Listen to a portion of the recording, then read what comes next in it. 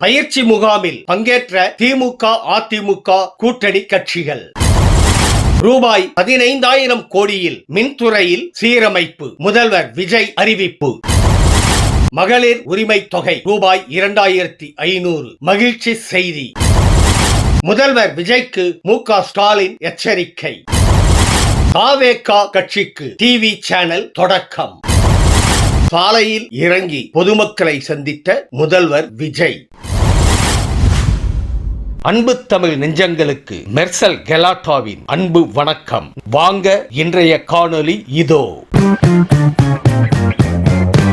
எம்எல்ஏக்கள் பயிற்சி முகாமில் தாவேகா, விசிக உள்ளிட்ட கட்சிகள் பங்கேற்றதாகவும் மற்ற கட்சிகளை சேர்ந்த யாரும் கலந்து கொள்ளவில்லை எனவும் செய்திகள் வெளியானது. ஆனால் உண்மை என்னவென்றால் பாமகவின் சௌமியா, பாஜகவின் போஜராஜன், திமுக கூட்டணியில் இருக்கும் மதிமுக, கொங்கு மக்கள் தேசிய கட்சி ஆகிய எம்எல்ஏக்களும் கலந்து கொண்டுள்ளனர். அது மட்டுமல்ல, சங்கராபுரத்தில் வென்ற எம்எல்ஏ ராகேஷ் ஒரே ஒரு அதிமுக காரராக கலந்து கொண்டுள்ளார். இந்த பயிற்சியை குத்துவிளக்கு ஏற்றி தொடங்கி வைத்து சிறப்பிக்குமாறு மாண்புமிகு தமிழ்நாடு முதலமைச்சர் அவர்களை பணிவன்புடன் கேட்டுக்கொள்கின்றோம்.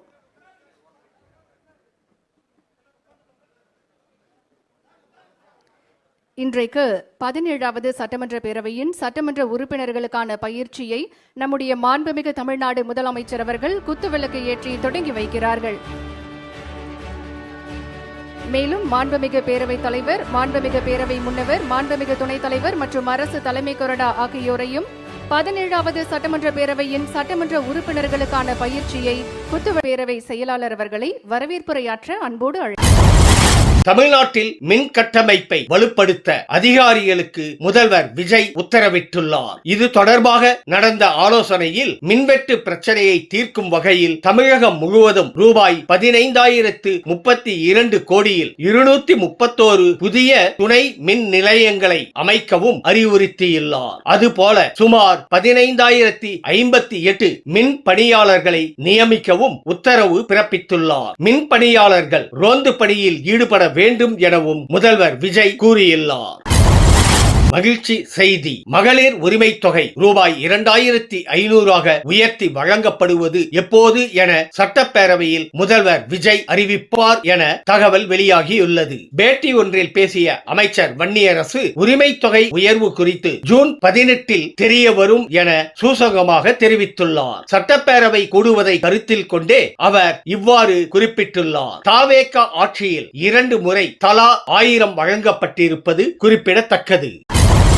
மக்களின் பாதுகாப்பு பிரச்சனைகளுக்கு முதல்வர் எப்போது கால்ஷீட் தருவார் என மு.க. ஸ்டாலின் கேட்டுள்ளார். 24 மணி நேரத்தில் 12 பாலியல் வன்முறைகள் நடந்ததற்கு கண்டனம் தெரிவித்த அவர் பிஞ்சுகளை இழந்து ஓலமிடும் பெற்றோர்களின் அழுகுரல் முதல்வருக்கு கேட்கவில்லையா என்றார். சவாலும் சவடாலும் விட்டவர் எப்போது சைலண்ட் மோடில் இருந்து வெளியே வருவார் எனவும் திமுகவின் பெரும் போராட்டத்தை விஜய் எதிர்பார்க்கிறாரா என்றும் அவர் கேட்டுள்ளார். புதிய சேட்டிலைட் சேனல் மற்றும் வெப் சேனலை தாவேகா விரைவில் தொடங்க உள்ளது. இதற்கான ஆயத்த பணிகள் விறுவிறுப்படைந்துள்ளன.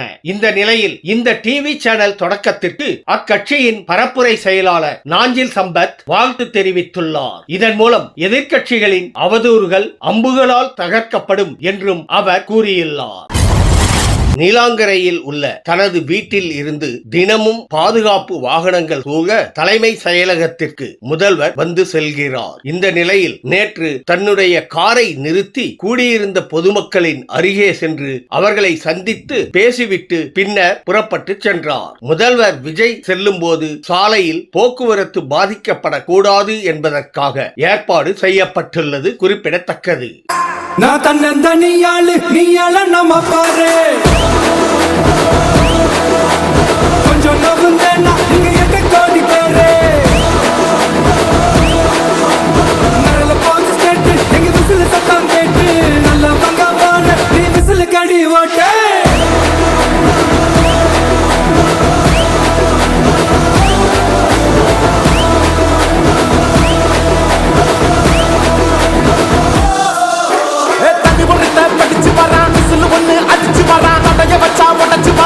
நான் தன்னந்தனியாளு நீயால நம்ம பாரு கொஞ்சம் நவுந்தேன்னா நீங்க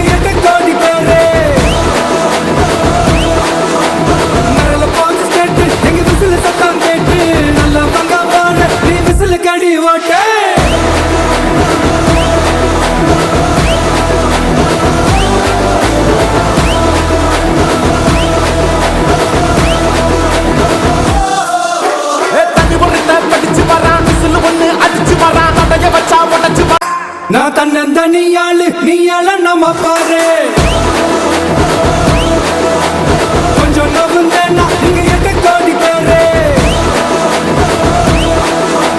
நரல போச்சு ஸ்டேட் எங்க விசில் சத்தம் கேட்டு நல்ல பங்கா பாரு நீ விசில் கடி ஓட்டு